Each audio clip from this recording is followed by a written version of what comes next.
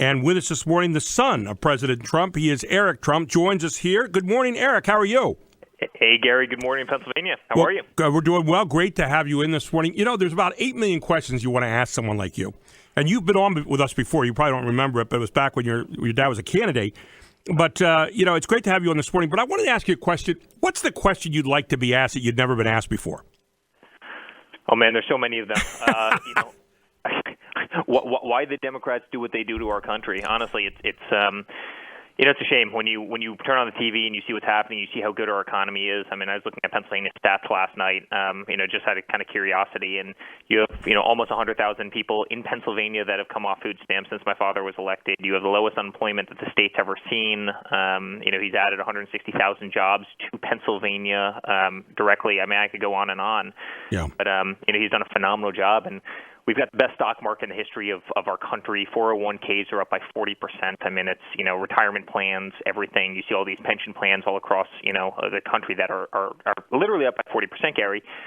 And you're seeing how well we're doing. We're not getting ripped off by the entire world. He's, making NATO spend more money as opposed to having, U.S. taxpayers fund. I mean, he's literally put his foot down on us getting used and abused by the entire world, not to mention we have the best economy this country has ever seen, and the Democrats have no good candidates, and, what they're trying to do to the guy is unthinkable, but we're going to win this thing again, and, the people in this country see through the nonsense, and so that would probably be my question.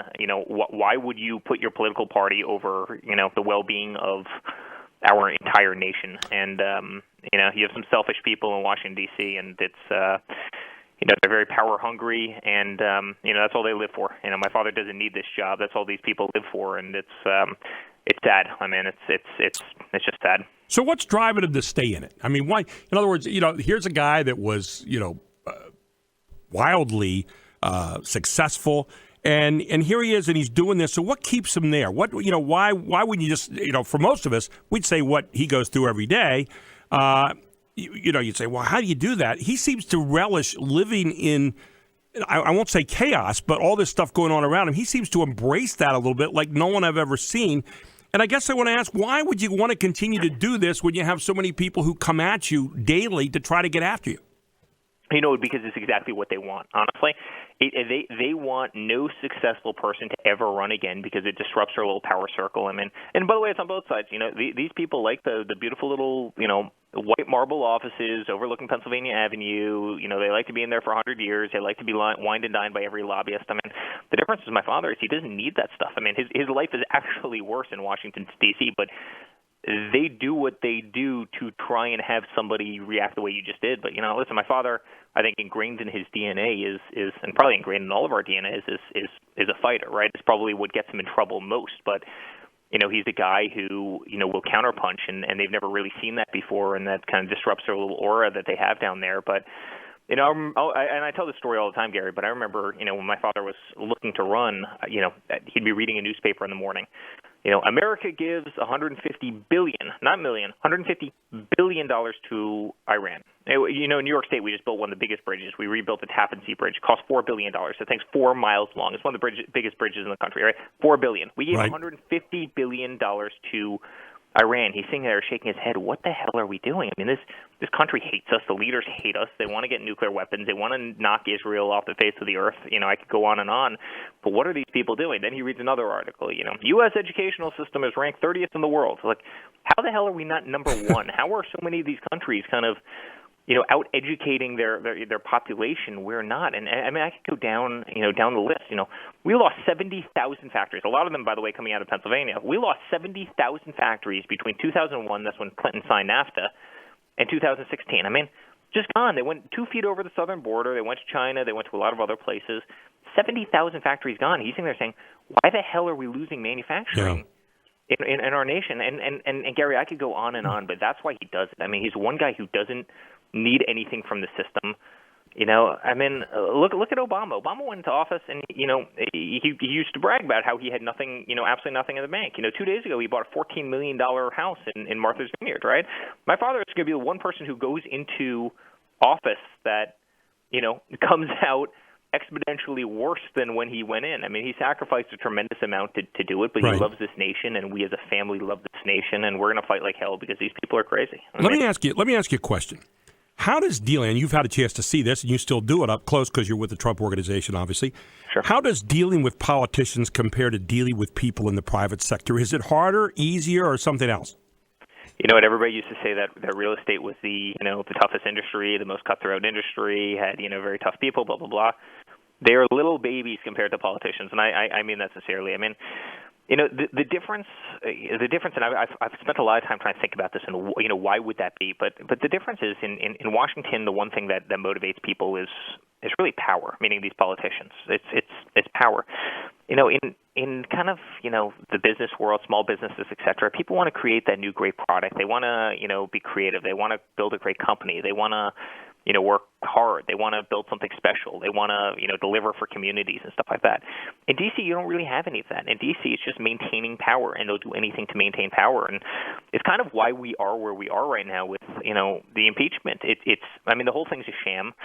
They have no good candidates. Biden can't get through a sentence without totally fumbling. I mean, I'm sure you've seen some of the clips from last week where he's talking about being in a pool and, little children rubbing his leg. And I mean, the guy's lost. Elizabeth Warren doesn't have it. She's unelectable. Bernie Sanders, his time is kind of come and gone. And I could go through the whole list, but this is why they do what they do. I mean, they want to hold on to power at all costs. And if they know they can't win, and they know they can't beat him, and they know they don't have the candidate to beat him, and they know they don't have the apparatus to beat him, then what do? You just try and muddy the person up as much as humanly possible. You try and take down their family. You try and investigate them. I mean, it's the swamp at work. It's the very swamp that my father always said that was out there. Let me ask you this question, the impeachment thing and what he said to President Zelensky. And, was your father trying to work against candidate Biden, or was he trying to make sure that a country that had a lot of corruption prior to Zelensky coming in was okay before he passed on that money? Tell us from maybe talking in behind the scenes where his thought process was there. Yeah, well, I can tell you as a person that knows my father, better than probably any person on the planet. The one thing my father ran for was not giving excessive foreign aid, to countries who would use and abuse it, and actually being accountable for U.S. money going overseas. I mean, how many millions and billions of dollars were we giving to countries, and then, they would turn around and they were voting against us at the UN General Assembly, and they were mocking us, and they were doing other things, right. And but yet they had their hand out, and billions of dollars were still flung to those countries. And my father said, Pakistan was I mean, I can go through a lot of countries that this was happening to, but they would stab you in the back. But they expected to have their hand out and be. And my father was saying, they were saying, well, why aren't we doing this? I mean, why would we give that money to X country when we can give it to, the Hershey, Pennsylvania, or we can give it to, I'm just making up examples, but a whole host of different important initiatives in the U.S. Like, what the hell are we doing as a nation? And I think they should be accountable for that money. But the interesting thing is, you had a kid, right, Hunter Biden, a guy that got kicked out of the Navy for cocaine use, who was put on the board of a natural gas company making $600,000 plus a year. ExxonMobil, one of the largest energy companies in this nation, the average board member on ExxonMobil makes just over $300,000, right? And they know they actually know what oil and gas is. They know something about oil and gas. Here's the vice president's son at a much smaller energy company in Ukraine. He doesn't speak the language. He doesn't know anybody in the country. He's making double the amount that board members of ExxonMobil in this country, much larger. I mean, it's an absolute sham. I mean, he came out in that 60 Minutes interview or that ABC interview, and he even said, "What do you know about natural gas?" "I know nothing about natural gas." "Well, why were you on the board?" "Well, I'm not really sure." I mean, it's the worst. It's the worst form of corruption. If I ever did that, or Ivanka ever did that, or Don ever did that, I mean, we'd be executed. Yeah, those last names mean something when they end up on a board somewhere. Final question, 15 seconds to go. What do these rallies do for your dad that he's going to be going to today at Hershey? Yeah, listen, I think it connects him back to, people that he loves. When you're in Washington, D.C., you're surrounded by, a swamp and a lot of very fake people. And, you see the energies and you see the love and you see the people with the American flags and the hats and the spirit. And every time I'm at one, I'm telling you, it lifts spirit. And we're going to win this thing again. We're going to win Pennsylvania again. And he's done a phenomenal job. And I'm proud of him, Gary. I'm really proud of him. Eric, I can hear that. Great job for this nation. Well, thank you for coming on and talking with us again. I hope we can do it again some other time. And we hope to have a chance to talk with your dad someday. God willing, and the rain stops falling, right? So we'll see what happens. But you would love it and have fun tonight. We'll have a good time. Eric, thank you so much for this morning. Appreciate it. You take care, Gary. Take care. Be safe. Eric Trump here on WSBA Morning News with Gary Sutton.